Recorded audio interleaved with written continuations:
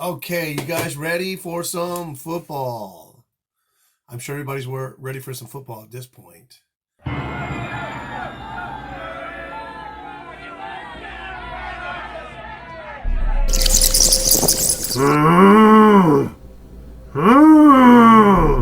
the hell's he talking about?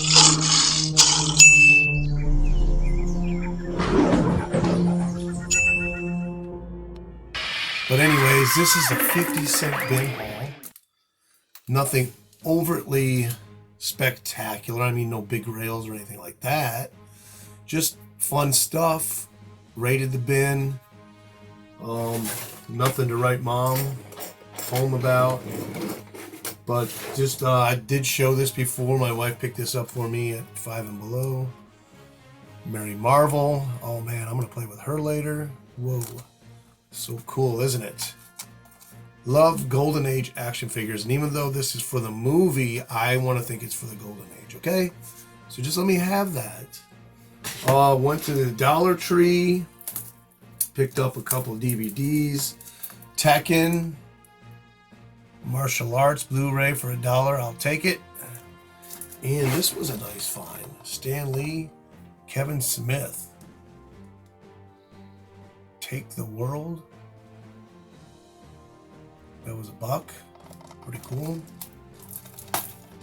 And so let's get into the comics. This is how cheap I am. I'm saving this tiny little piece of tape.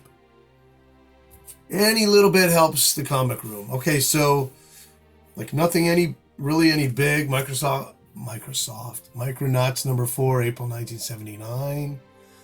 And if you're not familiar with it, it's a comic toy line from the late 70s. They were die-cast action figures, and they were cool. Supposedly there is a movie in the works, so pick up your number ones if you can find them cheap.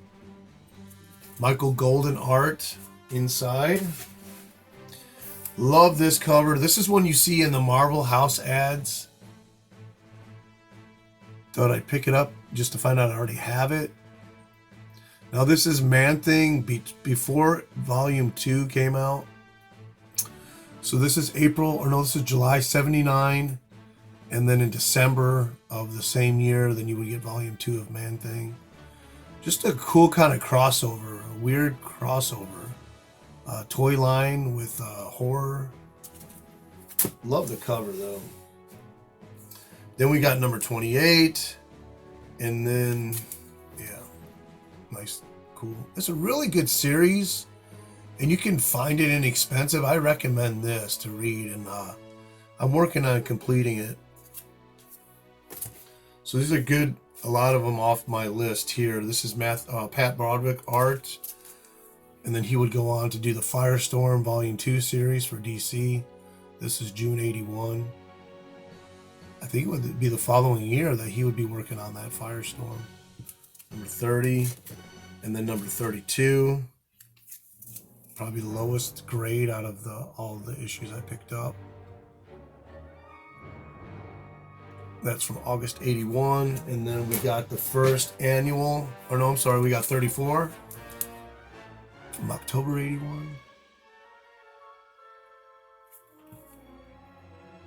And this is a Leighton Johnson cover. Then we got the King Size Annual. Now this is a really cool thing. It's all Ditko art, cover and interiors. King Size Annual number 1 from 1979. So happy to have that one. And this is a Fantasy Masterpieces Volume 2, reprints the whole Silver Surfer run. Or, I'm sorry, the whole Silver Surfer Volume 1. This is the last issue. And this is from January 81, reprinting the May. I don't know if it was May, but it was the 1970 issue 14. Really high grade. That's why I got it. A lot of times these are really beat up. This is cool, and Charlton 66, shout out to him. He's talked about this series many times by AC Comics. And this is reprints of Golden Age characters. This book, if you can see the price on it, where is it? It's $9.95. So to get it for 50 cents in a nice shape like that, it's a really thick book too. You can see it's got Catman on there, Kitten. He did a AOK issue of this. He actually AOK'd me one of the first early issues, which was huge, and they were like $30 a piece. So this is Men of Mystery Comics. This is from 2008, number 70. And in the CLZ app, they have their own cover. The official Marvel Index to The Amazing Spider-Man, number 1, from April 85. Just thought that was cool. It actually indexes, I don't know how many, like the first 12 issues of Spider-Man. Check out the back. A reimagining right there of Amazing Fantasy 15. And I don't know, is that Ditko that does that?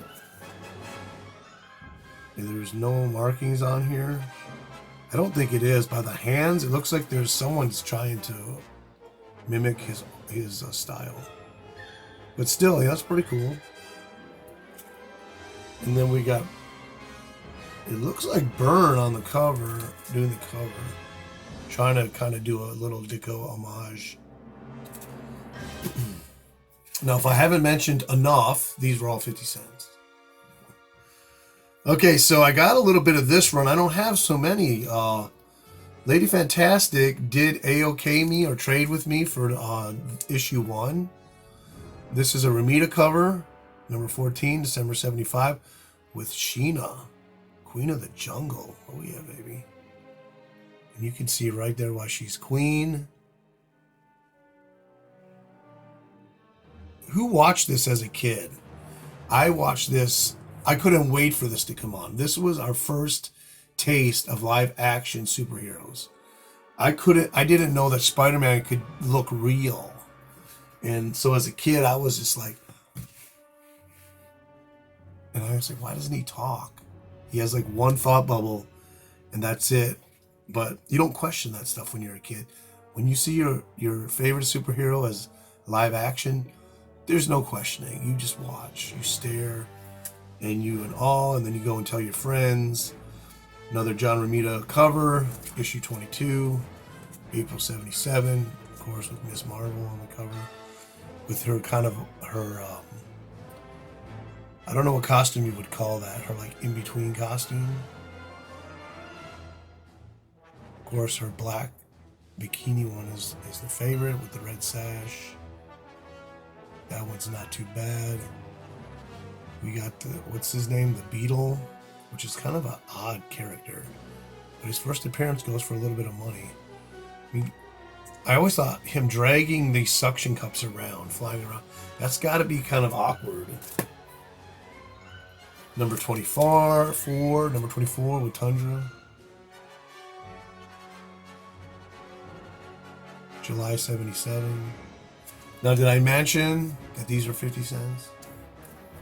Just in case you forgot. Then we got a weird, this is Webman. Kind of like a negative version of Spider-Man. Number 25, July 77. And we could see the color scheme. If they had gone with that, it's definitely not that good. Then we got Sandman, number 26. Now, most of these range somewhere between the 8.5 and the 9.2s, which is pretty cool. Because did I say I got them for 50 cents? Because I did get them for 50 cents. But anyways, September 77, number 26. Sandman as a sandcastle. So this may be the first appearance of Sandman as a sandcastle. So run out and get this issue. Then we got number 27 with Thor and Loki, October 77. These covers are just so cool. They're so vibrant. I think this one's my favorite of the ones that I picked up in this lot, and it's a really nice copy. We got Medusa, November 77, number 28.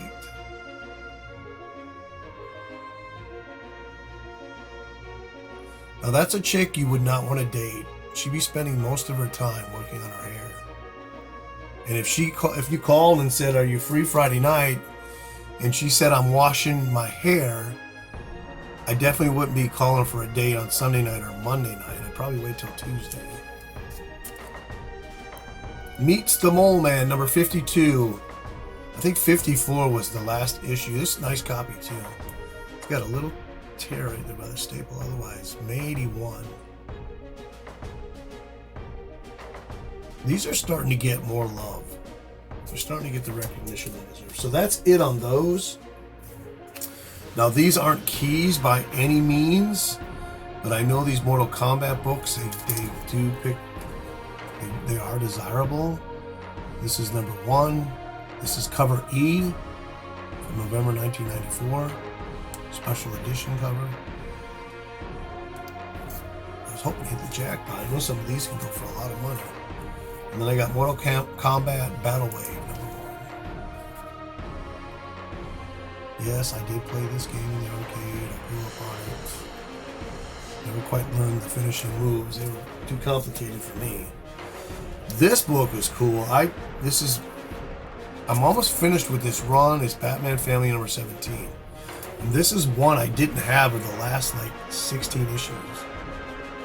I opened my app and that one was blank, and I was like, sweet, for 50 cents. This book's weird. Look at it down here. And I had to push the bag up because it doesn't fit in the bag. They forgot to trim it, the manufacturer. So it's like an eighth of an inch too long. Batman Family 17, May 1978, has some work by one of my favorite artists, Don Newton. Really good cover too. I almost bought this on eBay 6 months ago. I'm glad I didn't. Nothing special about this, just the Jim Apparel Aquaman issue from 1978, March. Didn't have that one. I'm not a completist. But some of these runs in the Bronze Age I like to complete. It's just I love to read stuff because it's consistently good. Even at its worst, it's better than stuff being put out today. This is not a Dave Stevens cover, but it's Airboy number 12. It does have a Valkyrie headlight shot right there. And it was 50 cents today. I mentioned that. And now he had a lot of Underground Comics, and some of them were just a little bit too racy for Nighttiger, so I left quite a bit of them. Some people are into that, I am not. So I took what I thought would be okay. A lot of the ones that look like Golden Age are my favorite, and then the Robert Crumbs, I know they can go for some money, and they're not exactly the easiest ones to find, so I grabbed some of those. And I did kind of get a small minor key or grail in here. You decide at the end. You're going to let me know. But here we go. Number 1, Weird Fantasies. Number 1 from 1972. Now, because these books usually have such a short print run, they can get anywhere up to 15 different printings.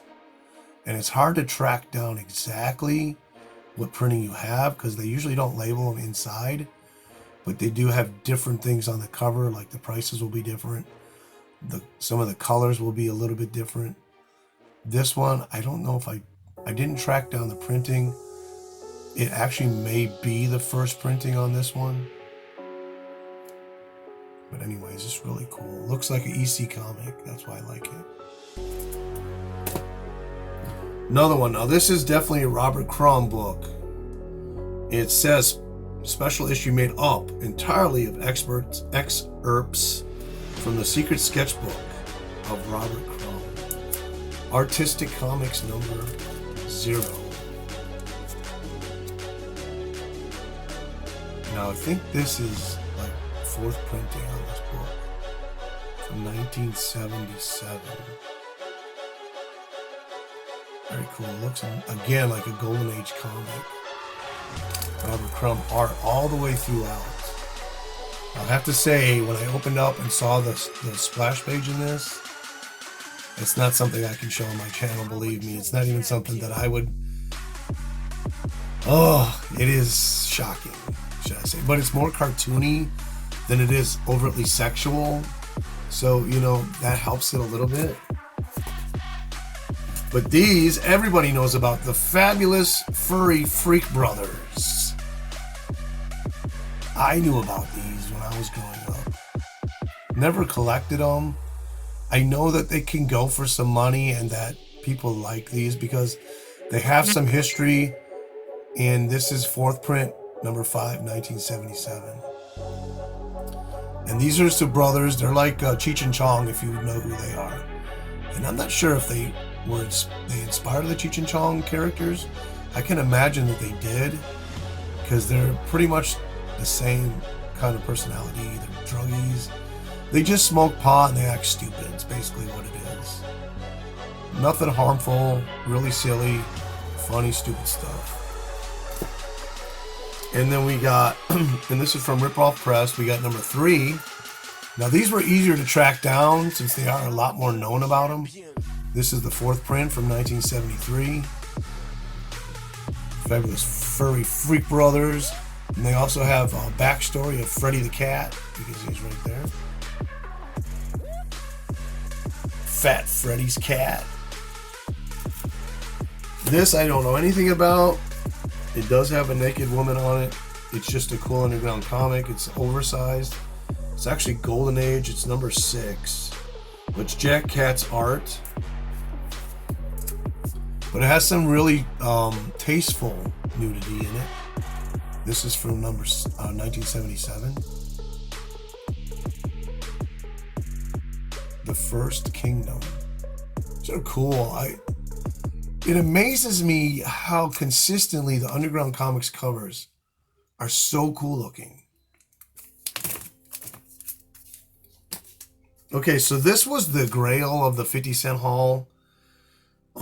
This is number 1 from April 1977. So before I show it to you, I got to build anticipation. He bought a whole box of these. So I went through them all, searching to see, was number 1 in there? And it was. And this was also an animated movie in the 70s. Heavy Metal Magazine, number 1. For $1. Well, this one was $1.